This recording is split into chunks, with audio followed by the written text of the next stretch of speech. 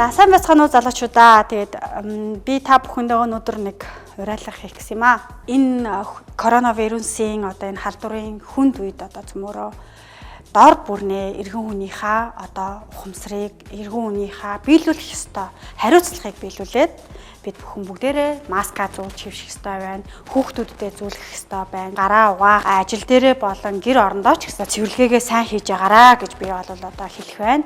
Мэдээж хэрэг бид нар одоо яг хятадтай хэл одоо хамгийн том хэл залгаж байгаа. Тэгэхээр энэ том аюул биднээсээ хажууханд байна. Эргэн бүхэн өөртөө хариуцлагатай байж ажил цөмөрөө эндээс нэг жоохон хохирол багтаа давж туулах юм байна шүү гэдгийг л одоо би та бүхнээсээ уриалгах байна.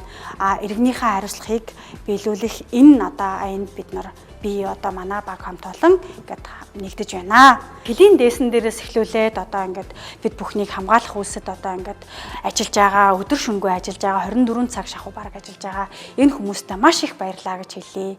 Ерөнхий сайд, ерөнхийлөгч бүгд л ер нь эрвэхт эрвэхээр ажиллаж гин гэж би бол харж байна.